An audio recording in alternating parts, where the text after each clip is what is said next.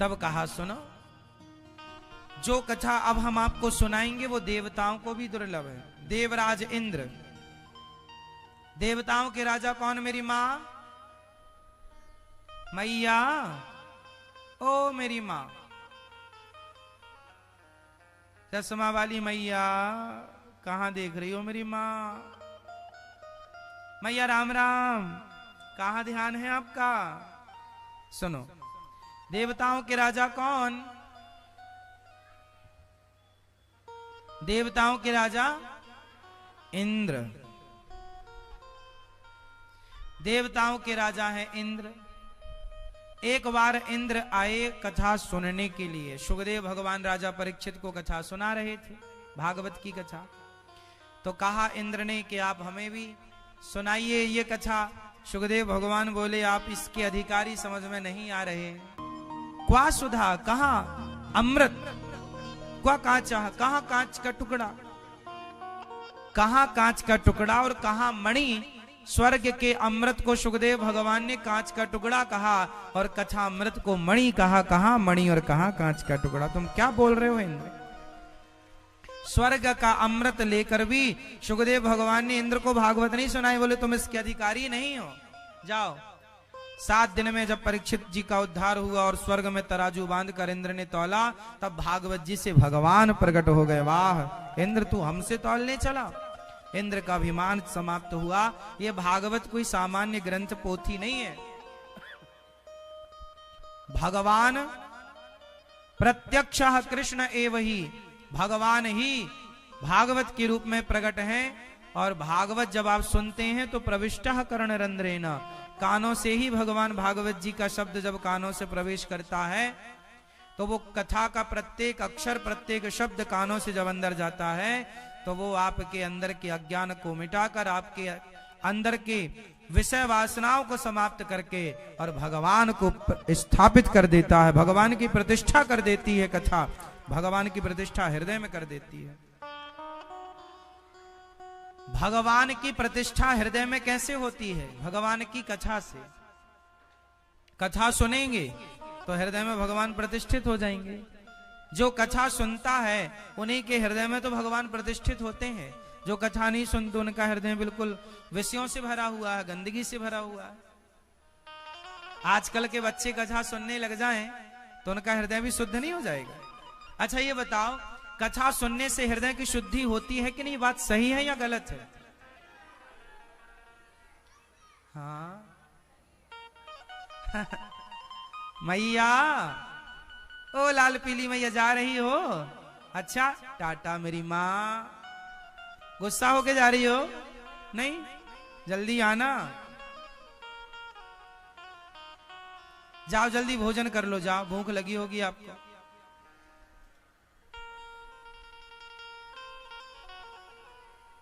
अच्छा बैठा नहीं जा रहा है तो कुर्सी में बैठ जाओ इस तरफ।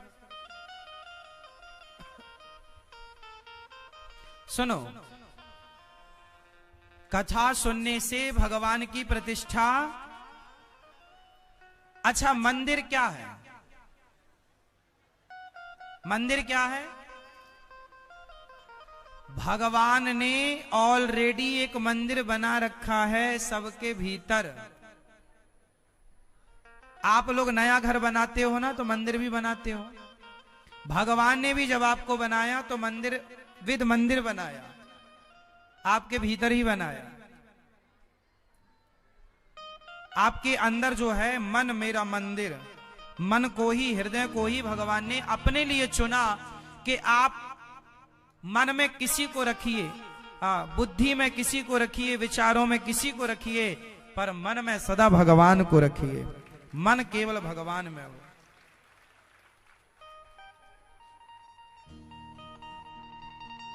इसलिए मन किसे देना चाहिए? भगवान को। मन से प्रत्येक क्षण भगवान को याद करना चाहिए, जैसे कर्माबाई याद करती थी। कौन याद करती थी? कर्माबाई।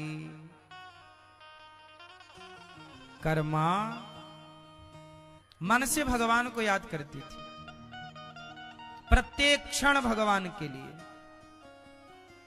कर्मा छोटी सी बच्ची थी। घटना है राजस्थान की। कर्माबाई एक जाट जी की बेटी हैं। उनके पिताजी भगवान जगन्नाथ जी के बहुत बड़े उपासक थे। एक दिन उनके पिताजी दूर गांव चले गए किसी काम से। घर में कोई था नहीं। कर्माबाई की मां थी नहीं, पिता ही था, अकेला बाप था। तो बाप भी आज चला गया और बेटी को कैसे ले जाए। तो बेटी को बोला, बेटा तुम घर में रहना और भगवान जी को भोग लगा देना। अब कर्माबाई पहली बार पूजा संभालती है। जगन्नाथ जी की भगवान की पूजा करी और जब पूजा करी सब तो ठीक था भगवान को, पर पिताजी ने कहा है कि भोग लगा के खाना है। और जब भोग लगाने कर्माबाई बैठी तो भगवान जगन्नाथ जी खाए ही नहीं। क्या बनाई है कर्माबाई? खिचड़ो, खिचड़ी, खिचड़ो बनाई है और घी डाल करके ले आई है। भगवान जी के सामने रखी है, तुलसी पत्ता डाला। बाबूजी ने कहा है खिला के खाना। छोटी सी गुड़िया 5-6 साल की रही होगी। हे भगवान खा लो, हे जगन्नाथ जी खा लो। भगवान जी खाए ही ना। और जब भगवान नहीं खाए तो बेचारी वो अपना पेट पकड़ने लग गई। हे भगवान जी हमें बड़ी भूख लगी है, बहुत भूख लगी है हमें, पर जब तक आप नहीं खाओगे हम नहीं खा सकते। अब तो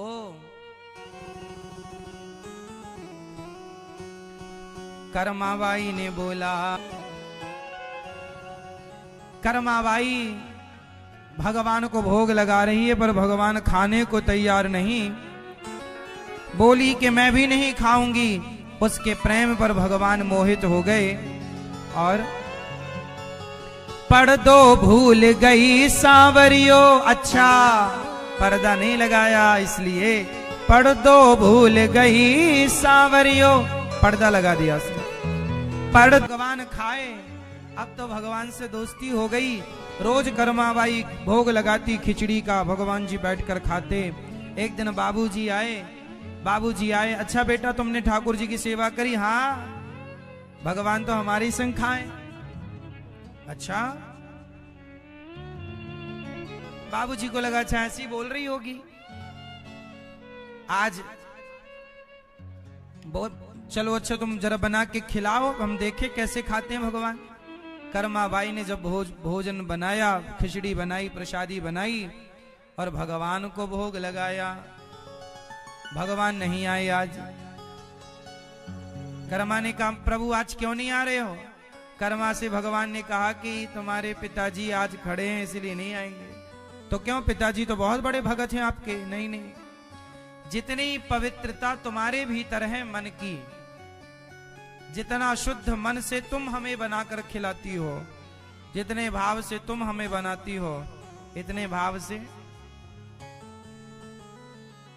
तुम्हारे पिताजी नहीं। प्रभु मेरे पिताजी को अपना दर्शन दो। कर्माबाई के कहने पर उनके पिता को दर्शन हुआ। दर्शन होते ही वो भगवान के नित्य धाम को चले गए और कर्माबाई जगन्नाथ जी चले गए। कर्माबाई जब जगन्नाथ जी गईं तो वहां पर रोज जगन्नाथ जी को भोग लगाती, रोज बोलती जगन्नाथ। रोज जगन्नाथ जी आए और कर्माबाई की खिचड़ी खाएं। एक दिन क्या हुआ, कर्माबाई जब बूढ़ी हो गई, बहुत बूढ़ी, जर्जरता शरीर की, तो अब बेचारी वो लेट हो जाती। तो लेट हो जाती तो भगवान लेट आते। तो एक दिन भगवान ने कहा सुनो तुम बाद में नहा लिया करो, पहले हमें खिचड़ी खिला दो। तो वो जैसे ही उठती तो वो पहले चूल्हा सुलगा करके वो खिचड़ी चढ़ाती और दातून करती जाती, दातून करती जाए और खिचड़ी बनाती जाए। एक तरफ उसकी दातून मुखारी हो जाए, वो खिचड़ी तैयार हो और पहले भगवान को बुलाए जगन्नाथ आई जी आए, माँ के मुंह पे गोदी पे बैठे और माँ के हाथ से खाएं और माँ मुंह पोंछे, पानी पिवाए और भगवान चले जाएं। कभी लेट होती ना कर्मा तो द्वार पर खड़े होके भगवान कहते जल्दी कर्मा, जल्दी कर्मा, जल्दी कर्मा, पुजारी जी आ जाएंगे, पट खोल देंगे और 12 बजे खाने को देंगे। एक तू ही है जो सवेरे से खवा देती है, जल्दी कर्मा, इसलिए नाम पड़ गया उनका कर्मा। क्या नाम पड़ा? कर्मा, जल्दी कर्मा। भगवान ने बोला जल्दी कर्मा, जल्दी कर्मा, जल्दी कर्मा, तो नाम पड़ गया कर्मा बाई।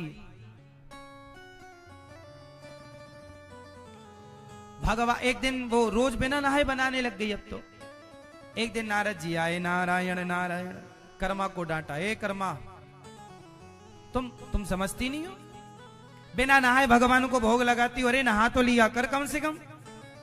नारद जी ने डांट लगाई तो मैया को लगा बात तो ठीक कह रहे हैं। अब मैया बूढ़ी तो थी है ना, और सवेरे दिन निकलने पर ही वो काम करती, रात्रि अब अंधेरा रहेगा तो कहां दिखेगा, लाइट वाइट की व्यवस्थाएं थी नहीं। अब वो कहां से तेल वेल लाए और कहां से दिया जलाए, वो दिया में उतना बुढ़ापे में कहां ठीक ठीक दिखता है। तब वो तो दिन में ही सब सूर्य आ जाए फिर वो उठे। अब नारद जी ने कहा तो उसने जैसे तैसे जल्दी उठी और नहाया, नहाने में लेट हो गई, फिर खिचड़ी बनाई, तब तक द्वारे पे भगवान आ गए, खिचड़ी बनी नहीं। भगवान ने कहा जल्दी कर्मा, जैसे तैसे कच्ची गीली उसने बना के भगवान को पवाया। अब जैसे ही भगवान खिचड़ी खा रहे थे, मंदिर में पुजारी जी आके पट खोलने वाले थे। वहां पट खोलने का टाइम हो गया, मतलब दरवाजा खोलने का टाइम हुआ मंदिर का। जैसे ही पुजारी जी ने दरवाजा खोला, जगन्नाथ जी भागे। अब वो तो यहां थे, अब भागे, और जब भागे तो मैया रोज खवा पिवा के मुंह पहुंचती थी, आज मुंह पहुंचना भूल गई, तो जगन्नाथ जी के मुंह में चावल का दाना लगा रह गया। अब पुजारी जी ने जब पट खोला और भगवान को ध्यान से देखा तो भगवान के मुंह में चावल का दाना। पुजारी जी ने दाना निकाला, देखा ये तो ताजा है, अभी कहां है? हे भगवान, ये मंदिर में घुसा कौन? पर दरवाजा तो हम नहीं खोला, लगता कोई कहीं से घुसा है। अब पूरे नगर में ढिंडोरा पिटवाया गया, ये चावल किसके घर में अभी बने हैं? तो कर्माबाई खा पी के बर्तन धुल रही थी। सबको पूछा गया चावल किसके घर बना, भोग किसने लगाया जगन्नाथ जी को? कर्माबाई बेचारी डर गई, महाराज कोई अपराध हो गया क्या? हमने ही भोग लगाया चावल का। अच्छा तुम खवाती हो, तो ये बता तो मंदिर में घुसी कैसे? कर्मा बोली हम कहां घुसेंगे मंदिर, मंदिर वाली यहां घुसते हैं हमारे घर, हम वहां नहीं घुसते। झूठ बोल रही हो तुम। हम झूठ नहीं बोलते। पुजारी जी बोले अच्छा, तो तुम जगन्नाथ जी तुम्हारे पास आए थे? हाँ रोज आते हैं, रोज। कहते हैं पुजारी जी बहुत लेट देते हैं खाना पीना, तुम अच्छी हो जल्दी दे देती हो, बरसों से आ रहे हैं। पुजारी जी बोले अच्छा कल आएंगे क्या? हाँ रोज आते हैं। पुजारी जी बोले तुम्हारी बात सच्ची है तो कल देखते हैं। अब सारे पुजारी कर्मा का घर घेर करके देखते हैं कि झूठी बोल रही है कि सच्ची बोल रही है। अब सवेरा हुआ, अब भगवान ने नारद जी को खूब डांट लगाई, क्या जरूरत थी कर्मा को बोलने की कि नहा के बनाया, हम बिना नहाए ठीक खा पी रहे थे, तुम और आग लगा दिए, लेट हो गए। पुजारी जी ने पकड़ लिया। अब नारद जी गए कर्मा भैया के पास, मैया सुनो तुम बिना नहाई बनाओ, तुम्हारे भगवान ऐसे अच्छे हैं। अब भैया लो बिना नहाए वो फिर सवेरे जागी और बढ़िया पानी डाला, नमक डाला, चावल डाला, खिचड़ी तैयार हो रही है। और जैसे ही तैयार हो तो बुलाई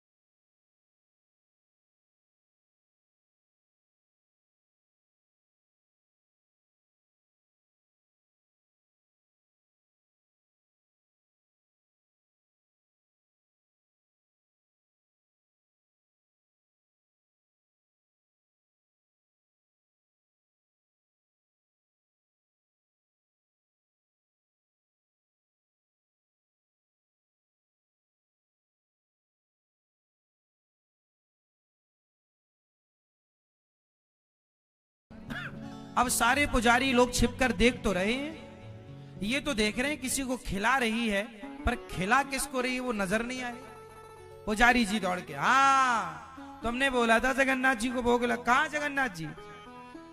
मैया बोली आपको नजर नहीं आ रही है, हमारी गोद में बैठे तो हैं। कर्मा मैया ने बोला जगन्नाथ जी से, प्रभु आप पुजारी जी को दिख नहीं रहे हो क्या? जगन्नाथ जी बोले हम इनके किसी इनके बाप दादों को नहीं दिखे तो इनको क्या दिखेंगे? क्यों प्रभु, ये तो आपके पुजारी हैं, ये तो आपके भक्त हैं। भगवान बोले भक्त और पुजारी होने से क्या होता है, जो तुम्हारे जैसा निर्मल मन का होता है उसी को मैं दिखता हूं। कर्मा सबको थोड़ी। कर्मा चरणों में गिर पड़ी, प्रभु मैं आपकी दासी प्रार्थना करती हूं, इन पुजारी जी को दर्शन दे दो, ये आपके भक्त हैं, इन्हें दर्शन दे दीजिए। यदि आप इन्हें दर्शन नहीं देंगे तो ये मुझे झूठा कहेंगे कि तुम झूठ बोल रही थी। कहाँ जगन्नाथ जी, हमें तो दिखे नहीं। हे प्रभु मैं झूठी पड़ जाऊंगी, मेरा भक्त झूठा ना पड़े, इसलिए कर्मा के कहने पर देखिए भगवान जब भी मिले हैं, जिसको मिले हैं, तो बीच में एक भक्त की उपस्थिति चाहिए। वो भक्त के कहने पर भगवान मिलते हैं, इसलिए हमारे यहां गुरु परंपरा। पुजारियों को भगवान ने, जगन्नाथ जी ने आज पहली बार दर्शन दिए और तब से घोषणा हुई जगन्नाथपुरी में। फिर क्या हुआ, पुजारियों ने देखा, दर्शन किया, भगवान अंतर्धान हो गए। पुजारियों ने श्रद्धा से पूजा की। कुछ दिनों के बाद कर्माबाई की मृत्यु हो गई। जब कर्मा की मृत्यु हुई तो जगन्नाथ जी रोए, जगन्नाथ जी की आंखों में आंसू आए। पुजारियों ने पूछा प्रभु क्यों रो रहे हैं? बोले अब कौन हमें खिचड़ी खिलाएगा, किसके द्वार पर जाकर मैं कहूंगा कि जल्दी कर्मा, किसके द्वार पर जाऊंगा? तब पुजारियों ने कहा प्रभु आज से जब तक ये धरती रहेगी, तब तक, जब तक आपकी यहाँ सेवा पूजा रहेगी, तब तक आपको पहला भोग कर्माबाई की खिचड़ी का ही लगेगा। आज भी भगवान को पहला भोग कर्मा की खिचड़ी का लगता है। आज भी भगवान को पहला, जगन्नाथ जी को 8 बार भोग लगता है। जगन्नाथ जी दिन में कितनी बार खाते हैं? 8 बार, जिसमें पहला प्रसाद खिचड़ी का होता है और वो खिचड़ी कर्मा की खिचड़ी के नाम से प्रसिद्ध है। आज भी जगन्नाथ जी को पहला भोग खिचड़ी का, और वो खिचड़ी भी कर्माबाई की खिचड़ी के नाम से। आज भी पुजारियों ने कहा कि अब आपको भगवान, फिर पुजारियों ने पूछा कि जब आपको इतना प्यार था कर्मा से तो आपने उसे जिंदा रखना था, मार क्यों दिया? भगवान बोले बूढ़ी हो गई थी, उसे बहुत कष्ट होता था। देखो भगवान कृपा करें, इस कर्माबाई का क्या बुढ़ापा, चाहते तो भगवान क्या नहीं कर सकते थे, लेकिन नहीं, प्रकृति का नियम जो है वो है। भगवान ने अपने धाम में बुला लिया, फिर वहां सुखी रखा।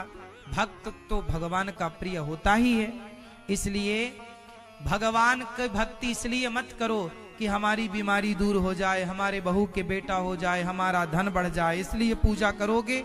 चाह लेकर पूजा करोगे तो तुम्हारी पूजा टिकेगी नहीं, क्योंकि भगवान और भक्त का प्रेम तब संभव है। देखो अरे पति और पत्नी का प्रेम भी तब संभव है जब बीच में स्वार्थ ना हो। हमारा और आपका प्रेम तब तक ठीक है जब तक हमारे और आपके बीच में कोई स्वार्थ ना हो। यदि स्वार्थ आया तो प्रेम नहीं चलेगा। बात ठीक है कि गलत है? सही है। सोचिए, यदि हम आपसे प्रेम करें इसलिए कि आप हमें कुछ दें, आप हमसे प्रेम करें कि हम आपको कुछ दें, तो देखो स्वार्थ का प्रेम नहीं चलता। कितने दिन चलेगा? प्रेम तो निष्काम होता है ना, तो लंबा चलता है। सोचिए कि जो बेटा बाप से कुछ चाहता हो, वो बेटा लंबा पिता के साथ टिक ना पाएगा, क्योंकि स्वार्थ है। वो पिता की प्रॉपर्टी चाहता है। एक होता है जो पिता से चाहता है, एक होता है जो पिता को चाहता है। हाँ या ना? एक होता है जो पिता, उत्तर मेरे संग बोलो, एक बेटा वो है जो पिता से चाहता है। पिता से मतलब पिता से धन, प्रॉपर्टी, सब कुछ। एक बेटा वो है जो पिता से चाहता है, एक बेटा वो है जो पिता को चाहता है। मैं आपको चाहता हूं, आपकी सेवा करूंगा, आपकी प्रॉपर्टी पर मेरी कोई नजर नहीं है, मुझ में काबिलियत होगी, मैं खुद कमा लूंगा, पर पुत्र हूं ना, तो पिता की सेवा करके पुत्र धर्म पूरा करूंगा। आप बताइए कौन सा बेटा अच्छा है, पिता से चाहने वाला या पिता को चाहने वाला? उत्तर दो मेरी मां। पिता से चाहने वाला, पिता से चाहने वाला,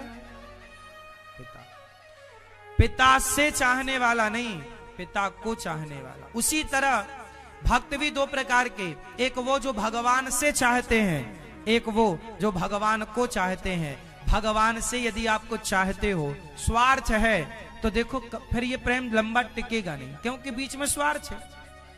जबकि भक्त और भगवान के बीच में केवल प्रेम हो, और प्रेम कैसा? निष्काम प्रेम, कोई कामना नहीं। हम प्यार करते हैं। कर्मा ने प्रेम किया भगवान से, मांगा क्या? कुछ नहीं। प्रहलाद जी ने प्रेम किया भगवान से, मांगा क्या? और भगवान से क्या मांगे? क्या नहीं देते वो बिना मांगे। आपने क्या आंखें मांगी हैं? जो अंधे हैं ना, उनसे पूछना कि आंखों की कीमत क्या है। लेकिन आपको बिना मांगे आंखें दी भगवान ने। आपने थोड़ी बोला था मां के पेट में कि प्रभु आंखें भी देना, आंखें दी। जो लंगड़े हैं ना, पैरालाइसिस हो गया है या अपाहिज हैं, पोलियो इत्यादि, उनसे पूछना कि पांव की कीमत क्या होती है। आपको भगवान ने बिना मांगे पांव दिए कि नहीं?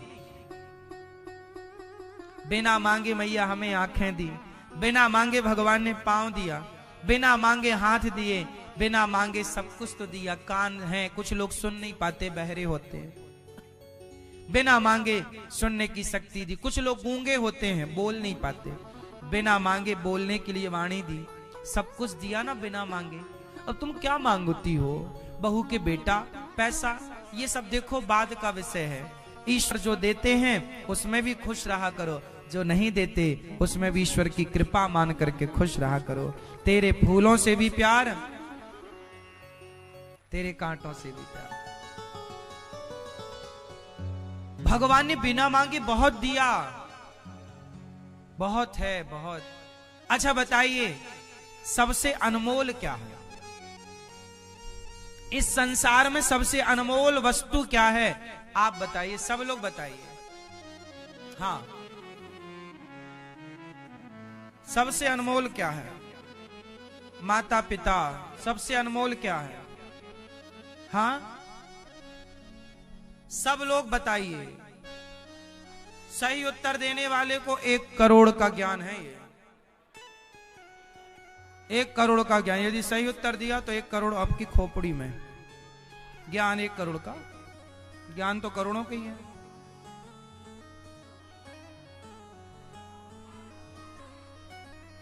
इस संसार में सबसे कीमती क्या है? अनमोल।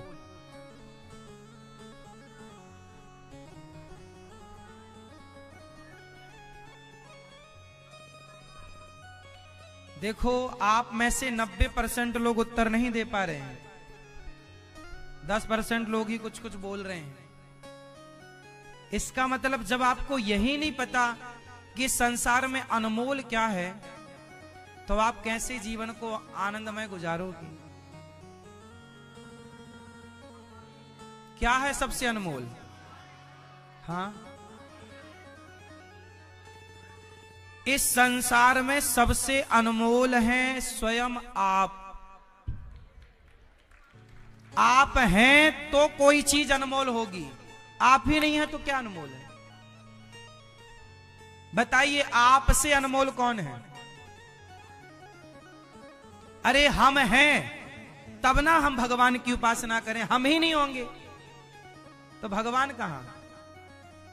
भगवान को भी जानने और मानने के लिए आपका होना आवश्यक है। इसलिए इस संसार में सबसे अनमोल कौन है? आपका जीवन। सबसे अनमोल क्या है? आपका आपके प्राण, आपकी प्राण वायु, आपका जीवन। आंखों के बिना शायद संभव है जीवन, पांव के बिना भी शायद संभव है जीवन, हाथ के बिना, मुंह के बिना जीवन संभव है, पर प्राणों के बिना कैसे? तो सबसे अनमोल है आपका जीवन। और वो जीवन, अच्छा बताइए, इसी जीवन को बचाने के लिए लोग करोड़ रुपए खर्च करते हैं कि नहीं? हाँ या ना? इसी जीवन को बचाने के लिए लोग मंदिर मस्जिद घूमते हैं कि नहीं? हाँ या ना? अब बताइए सबसे अनमोल क्या है? ये जीवन है या नहीं? बोलो हाँ या ना। गलत है तो गलत बोलो। गलत है? सबसे अनमोल जीवन है, हाँ या ना? यदि है तो बताओ वो सबसे अनमोल जीवन ईश्वर ने आपको दे रखा है कि नहीं? फिर गरीबी कहां है? कहां गरीबी है? ईश्वर ने सबको जीवन दे करके अमीर, ये जीवन से अनमोल क्या है? अरे श्वासें बचाने के लिए लोग करोड़ों खर्च करने को तैयार हैं, अपना घर जायदाद बेचने को तैयार हैं। एक बेटे का जीवन बचाने के लिए मां को अपनी किडनियां बेचना पड़े तो मां किडनी बेचने को तैयार है। मां कहती, सुनो, यदि कोई मां के सामने उसके बेटे का जीवन बच रहा हो और कोई कहे कि तुम्हें मरना पड़ेगा, तुम्हें मरना पड़ेगा तुम्हारे बच्चे के लिए, तो मां तुरंत बोल देगी ठीक है मुझे मार दो, मेरे बच्चे को बचा लो। मतलब जीवन सबसे अनमोल है। एक मां अपने बेटे के जीवन को बचाने के लिए क्या नहीं करती? ये जीवन सबसे अनमोल है मेरी मां। लेकिन वो जीवन आप लोग लड़ाई में, झगड़ा में, निंदा में, चुगली में, लोगों को बेवकूफ बनाने में, ये आप किसी और के पांव में कुल्हाड़ी नहीं मार रहे हैं, आप किसी और को धोखा नहीं दे रहे हैं। यदि आप झूठ बोल रहे हैं तो आप धोखा खुद को दे रहे हैं। आप यदि किसी समय का दुरुपयोग कर रहे हैं, निंदा चुगली करके, छल कपट करके, तो किसका बिगाड़ेंगे आप? किसका?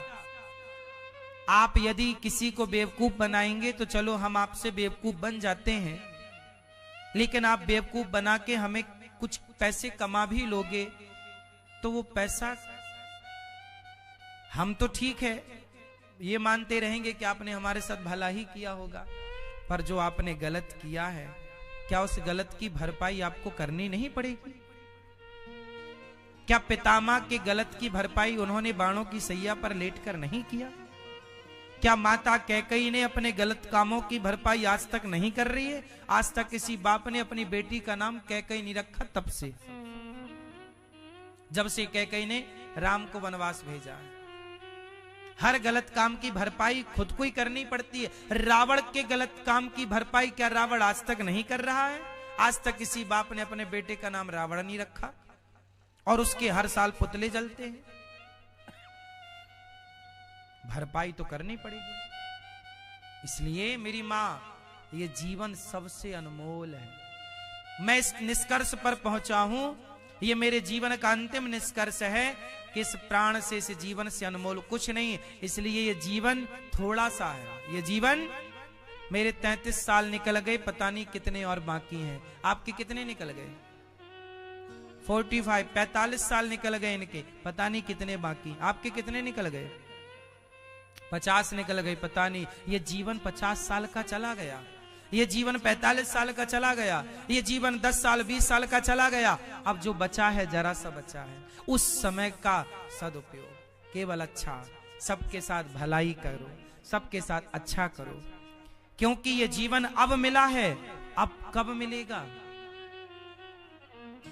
बार बार ना मिलता ये शरीर। बड़े भाग्य मानुष तन पावा, सुर दुर्लभ सदग्रंथ निगावा, फिरत सदा माया कर प्रेरा, काल कर्म स्वभाव गुण घेरा, कबहु की नर करुणा कर देही, देत ईस बिनु हेत सनेही, फिरत सदा माया कर प्रेरा। ये करोड़ों जन्मों से हम भटक रहे हैं 84 के चक्कर में, जन्म मृत्यु जन्म मृत्यु जन्म मृत्यु।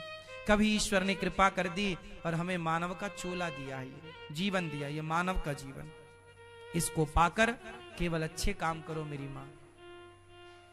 अनमोल तेरा जीवन यूं ही गवा रहा है, किस ओर तेरी मंजिल किस ओर जा रहा है। अनमोल तेरा जीवन यूं ही गवा रहा। इसलिए मेरी मां, किस किस को बात समझ में आ गई?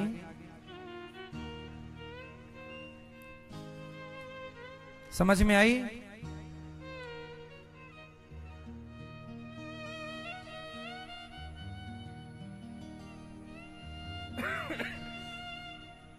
अनमोल क्या है मेरी मां?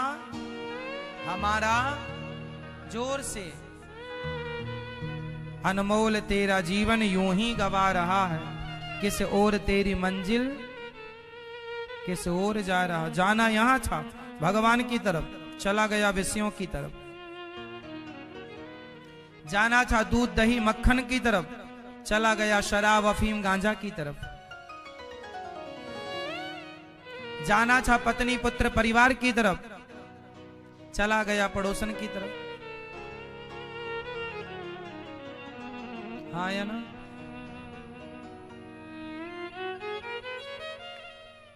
इसलिए मेरी मां, इस जीवन से अच्छे काम करो। श्री सुखदेव भगवान ने राजा परीक्षित जी को भागवत सुनाई, मोक्ष का अधिकारी बना दिया। जो भागवत सुनता है वो मोक्ष का अधिकारी होता है। अभी 27 मार्च से भागवत जी की पोथी पाठ यहां बैठेगी। आप लोग भी अपने पितरों के लिए, पूर्वजों के लिए भागवत जी का पाठ बिठाकर उन्हें भी मोक्ष का अधिकारी बनाइएगा।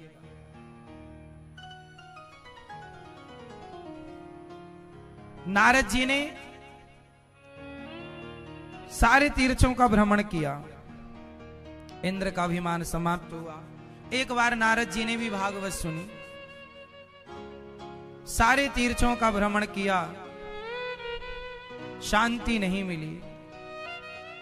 तब नारद जी वृंदावन आए तो यहां एक उदास कन्या, एक बेटा इस तरफ एक बेटा इस तरफ। देवी तुम कौन हो? महाराज मेरा नाम भक्ति है।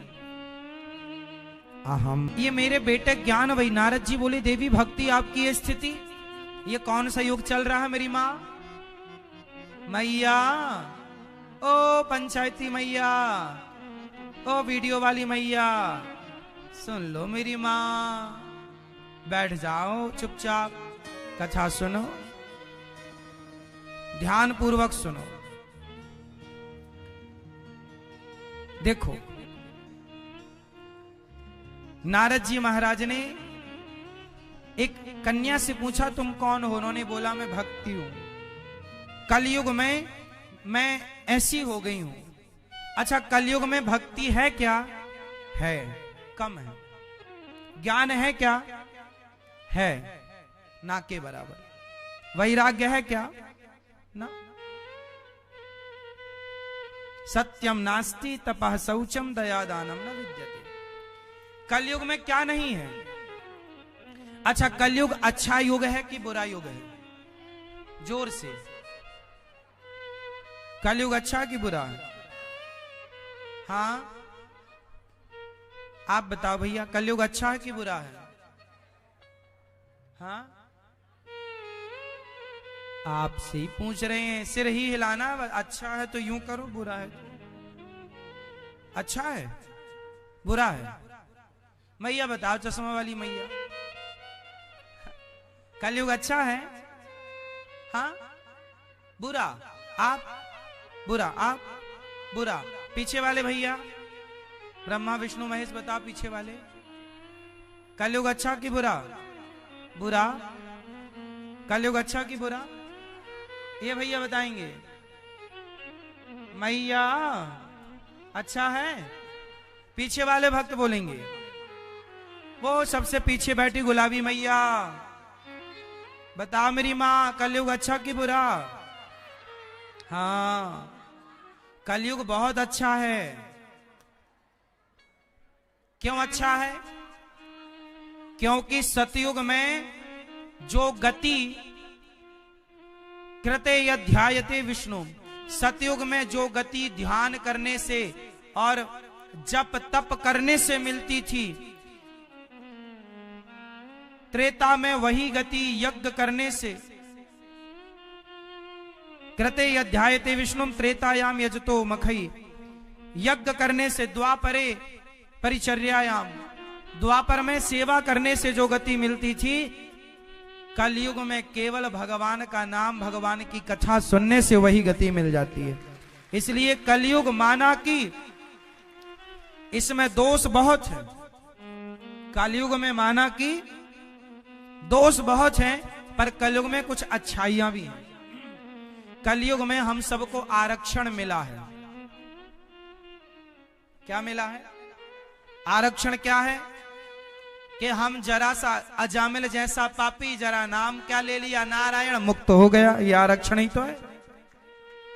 तो आपके लिए छूट है कि आप यदि भगवान के आश्रित हैं, बस इतना भी कह दो आप कि हे प्रभु मैं आपकी हूं, और आखिरी समय भगवान का स्मरण आ जाए तो पापी से पापी भी भवसागर को पार कर लेता है। ये कलयुग की विशेषता है। इसलिए आपसे प्रार्थना है, आरक्षण मिला है सबको, लाभ लो। नाम जप किया करो, काम करती रहा करो मेरी मां, नाम जपती रहा करो। क्या नाम जपे महाराज श्रीमद, अंदर चलता रहे। ऐसा अभ्यास बना लो कि फिर आप कुछ भी करो, अंदर नाम चलता रहे। जैसे दिल अंदर धड़कता ही रहता, अपना काम करता, ऐसे आपका मन बिल्कुल सीताराम सीताराम ही गाए, श्रीमन नारायण ही गाए, कृष्ण कृष्ण ही गाए। ठीक है मेरी मां? ऐसा अभ्यास। तो कलयुग बहुत अच्छा है। कलयुग में क्या है? नाम जप है, कीर्तन है, कथा है। क्या नहीं है? अब बताओ क्या नहीं है कलयुग में? क्या नहीं है? सत्यम नास्ति तपः शौचम। कलयुग में क्या नहीं है? सत्य नहीं है। कलयुग में क्या नहीं है मेरी मां? जोर से, सत्य नहीं है। आप में से कितने लोग सच ही बोलते हैं? देखो, आप में से बोल रहे हैं, कुछ सच भी बोलते हैं, कुछ झूठ भी बोलते हैं। तो झूठ बोलते हो तो फिर सच का क्या है? सत्यम नास्ति, सत्य तो अब बचा ही नहीं। लोग प्रायः झूठ बोल रहे। प्रायः मतलब कहीं इक्का दुक्का कोई सत्यवादी होगा तभी तो धरती टिकी है, उन लोगों के बल पर। तो आप लोगों से मेरी प्रार्थना है, सच बोला करो।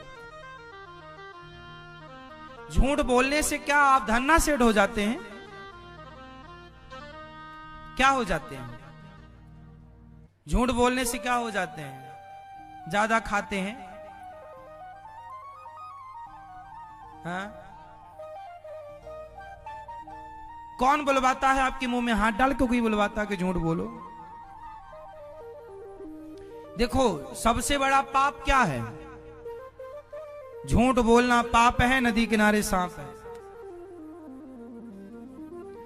धर्म न दूसर सत्य समाना, सबसे सत्य बराबर तप नहीं, झूठ बराबर पाप। सबसे बड़ा पाप झूठ बोलना, लेकिन वो आज प्रायः लोग कर रहे हैं। सच बोलो मेरी मां, काम आएगा। आप अपने बच्चों को एक क्लास कम पढ़ाना, एक डिग्री कम दिलाना, पर सत्यवादी बनाना। क्योंकि सत्य की ईश्वर देर सवेर साथ सत्य का ही देते हैं। भगवान कृष्ण ने बर्बरी को क्यों मारा? भगवान कृष्ण ने बर्बरी को क्यों मारा? इसलिए तो मारा कि बर्बरी झूठ का साथ दे रहा था। वो बोला कि जो हार जाएगा मैं उसका साथ दूंगा। तो भगवान बोले झूठ हारेगा तो उसका भी साथ देगा क्या? हाँ, बोला दूंगा। भगवान बोले पर तू ठीक नहीं है भाई, हारे का साथ दो। अब बलात्कारी को तो फांसी होनी है, अब आप उसका साथ दोगे क्या? नहीं जी, मैं इसी का साथ दूंगा नहीं। भगवान ने कहा ये नियम तेरा ठीक नहीं है भाई। साथ दो, पर ये देखकर साथ दो कि ये धर्म के रास्ते पर है या अधर्म के रास्ते पर। यदि धर्म हार रहा है तो जो सही है उसका तो साथ दीजिए, पर जो गलत है आप उसका साथ देंगे। गलत है। इसलिए भगवान ने बर्बरीक का सिर काट दिया कि आप गलत का साथ देने वाले हैं, इसलिए नहीं। इसलिए कलयुग में सत्य प्रायः लुप्त हो रहा है। आप लोगों से प्रार्थना है, जमाना झूठ बोले तो बोले, पृथ्वी यदि टिकी है तो आप जैसे कुछ अच्छे सच्चे भक्तों के बल पर टिकी है। इसलिए आप अपना धर्म ना छोड़िए, आप अपना सत्य ना छोड़िए। आप कहते हैं महाराज जी हम तो बिजनेस करते, व्यापार करते, दुकान है, ये है वो है, झूठ बोलना ही पड़ता है। एक महीना सच बोल के देखो कितना फायदा और कितना नुकसान होता है। एक महीना आप सच बोल के देखो, देखो कि आप भूखे मर रहे हैं कि नहीं मर रहे हैं। एक प्रश्न है आप सबसे, आप बिल्कुल सच बोलने लग जाएंगे तो क्या भूखों मर जाएंगे? प्रश्न है मेरा, उत्तर दो। आप बिल्कुल सच बोलेंगे तो क्या भूखे मर जाएंगे? उत्तर, मर जाएंगे। मर जाएगा, आप में से कोई मर जाएगा? नहीं ना। इसलिए यदि हम झूठ बोलकर धन्ना सेठ बन गए और सच बोलकर के सुदामा की तरह गरीब भी रहे तो उस गरीबी में भी भगवान ही चरण धोएंगे अपने नेत्रों के जल से। देर सवेर ईश्वर साथ सुदामा का ही देंगे। भगवान जब भी हाथ पकड़ेंगे सुदामा का ही पकड़ेंगे। जब भी साथ देंगे तो बनवासी अर्जुन का ही साथ देंगे। धन्ना सेठ था तो दुर्योधन, पांडवों का भी धन हड़प के बैठा था पर गलत था। पांडवों ने अपना सब लुटा दिया पर सही थे, उन्होंने साथ सही का नहीं छोड़ा। तो 12 साल 13 साल बाद साथ ईश्वर ने दिया ना दिया। ईश्वर के घर थोड़ा देर है, अंधेर नहीं है। सच बोलो। कलयुग में ये थोड़ा बुराई है, सत्यम नास्ति, सत्य नहीं है। सतयुग में प्रायः लोग सत्य बोलते थे, त्रेता द्वापर में भी सच बोलते थे। कलयुग में झूठे। कलयुग में बेटा झूठ बोल रहा है बाप से, बाप झूठ बोल रहा है बेटे से, बहू झूठ बोल रही है सास से, सास झूठ बोल रही है बहू से। और तो सब ठीक है, पति पत्नी भी एक दूसरे से झूठ बोलते हैं। इतना झूठ है, पति पत्नी भी एक दूसरे से झूठ बोलते हैं। ये झूठ अच्छा नहीं है। मेरी मां, सच बोलने की आदत बनाओ, बच्चों को सत्यवादी बनाओ। सत्यम नास्ति तपः शौचम। कलयुग में और दो चीजें नहीं है, तप नहीं है। कोई तप नहीं करता, मतलब अपने आप को मजबूत नहीं बनाता, तपस्वी नहीं है। और शौचम, आजकल तो लोग 4-4 दिन नहाते नहीं है। शौचम मतलब यहां शुद्धि से है। आज कलयुग में शुद्धि नहीं रह गई, इसलिए बुद्धि भ्रष्ट। जैसी राख है शुद्धि वैसी होए।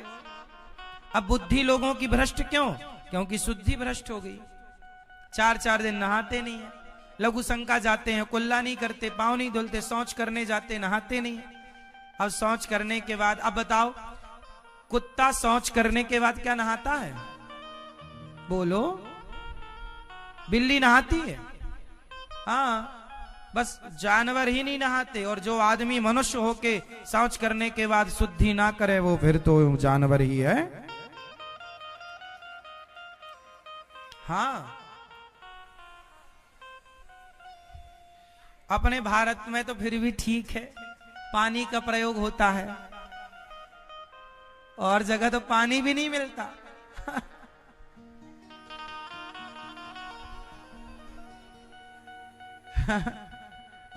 हाँ या ना? अब बताओ, भारत के अतिरिक्त भारत में भी जितने भी दुनिया में देश हैं, वहां हमारे भारत में शौच जो होती है, शौच क्रिया, वो पानी से होती है।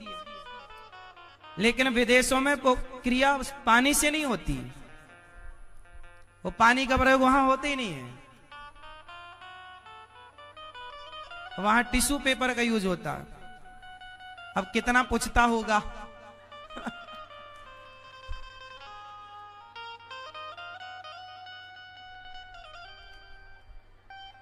अब देख लो, अब ये पहुंचने वाले और एक से नहाए और ना, अब ये जहां जहां जाएंगे इन्हें क्या कहोगे आप? ये किसका कल्चर है? ये कुत्ता बिल्ली वाला है या नहीं? बोलो हां या ना। इसलिए भागवत जी में लिखा है, सत्यम नास्ति तपः शौचम दया दानम न विद्यते। शौच मतलब हम शुद्धि से यहां पे अर्थ लगाना है। इसलिए हमारे यहां का कल्चर, भारतीय परंपरा बताऊं, हमारे यहां जब लघुशंका लोग जाते हैं, चाहे स्त्रियां हो चाहे पुरुष, सब लोग ध्यान से सुने, बच्चे हो या बूढ़े, जो बच्चा आपकी गोद में है, छोटा सा है, माँ की गोद में सुसु कर देता, उसके लिए तो दोष नहीं है क्योंकि बच्चे ही है। लेकिन जब समझदार हो जाए तो नियम होता है कि जब आप लघुशंका जाएं तो 4 कुल्ला करें। दोहराओ मेरे संग, लघुशंका के बाद क्या करना है? 4 कुल्ला, और हाथ धुलना है और पांव धुलना है। इसके बिना शुद्धि नहीं होती, इसके बिना शुद्धि नहीं। कुल्ला समझते हैं ना? इसके बिना शुद्धि। हां, और शौच करने जाएंगे तो शौच करने के बाद नहाएंगे। आप पूरा नहा चुके हैं सिर से और आपको दोबारा शौच जाना पड़ा तो अर्ध स्नान कीजिए। जितने कपड़े पहनकर शौच करने गए हैं वो कपड़े पहले उतार दीजिए, कम कपड़े रखिए अपने बॉडी पर और वो कपड़े गीले कीजिए। और पूरा स्नान ना कर पाओ तो कमर, नाभि होती है ना, नाभि से नाभि को गीला करता हुआ, पूरा कमर को गीला करता हुआ पूरा पांव गीला करना चाहिए। अर्ध स्नान बोलते हैं इसको। शौच के बाद या तो पूर्ण स्नान हो या तो अर्ध स्नान हो। सर्दियां हैं, आपने स्नान कर लिया है, फिर जाना पड़ रहा है तो आप अर्ध स्नान कर सकते हैं। इससे शुद्धि होती है। अब आप ही बताइए ना, आप कितने लोग इस बात से सहमत हैं कि शौच के बाद जब तक स्नान ना किया जाए तब तक शुद्धि नहीं होती?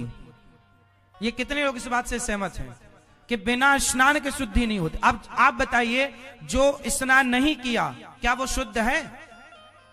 अब उसके हाथ का कोई भोजन करेगा तो वो अशुद्ध व्यक्ति से अशुद्ध भोजन खाएगा तो बुद्धि अशुद्ध होगी, क्योंकि जैसी राखे शुद्धि। ये कहावत, ये मुहावरा मैंने नहीं बनाया, हमारे ऋषि मुनियों ने, बाप दादों ने बनाए कि जैसे राखे शुद्धि वैसी हो। जैसा खाओ अन्न, जैसा पियो पानी, जैसा करो संग वैसा होए रंग।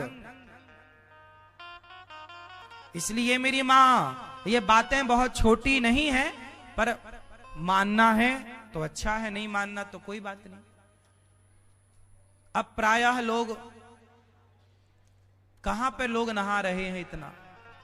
इसलिए भ्रष्ट है बुद्धि। पूरा दिन आपके अंदर काम वासना सवार रहती है, दिन भर आप उल्टा ही सोचते हैं। क्यों? क्योंकि अशुद्धि। देखो, मच्छर कहां होते हैं? शुद्धि में या अशुद्धि में? मच्छर मक्खी कहां? हां, अरे भाई, तुम्हारे घर में अशुद्धि होगी तो मच्छर बढ़ जाएंगे। उसी तरह जब आपके शरीर में अशुद्धि होगी, मन में अशुद्धि होगी, तो नेगेटिविटी के मच्छर बढ़ जाएंगे, गलत विचारों के मच्छर की भरपाई हो जाएगी। खूब मच्छर मतलब गलत विचार। आप अशुद्ध हैं, अशुद्ध खा रहे हैं, अशुद्ध बातें कर रहे हैं, अश्लील चीजें टीवी पे देख रहे हैं, स्वाभाविक है आप फिर अच्छी। इसलिए तो आजकल के लड़के लिव इन में रह रहे हैं, थिएटरों पे नाच रहे हैं, पूरी रात क्लबों में नाच रहे हैं। क्या है ये विचारों की शुद्धि होती तो बताओ, क्या राम जैसे लोग क्या दूसरे की स्त्री का हाथ पकड़ के नाच सकते हैं? बोलो, ये तो रावण जैसों को ही शोभा देगा। बोलो, तो आजकल क्लबों में लड़के क्या कर रहे हैं, लड़कियां क्या कर रही है? एक दूसरे का हाथ पकड़ के नाच रहे हैं। भारतीय परंपरा कहती है कि आपका सबसे अनमोल चीज है आपका चरित्र। आप, हमारे देश में क्या विशेषता रही है? हमारे देश में चरित्र रहा। राम चरित्र सुनवे कौन रसिया, राम लखन सीता मन बसिया। चरित्रवान लड़की हो, चरित्रवान लड़का हो, और चरित्र का निर्माण तो तब होगा ना जब शुद्धि होगी, तो बुद्धि बनेगी चरित्र वाली। शुद्धि ही नहीं, मूल में तो शुद्धि है ना। अब मूल वैसी कमजोर है तो इमारत कितनी भी ऊपर से बढ़िया बना लो,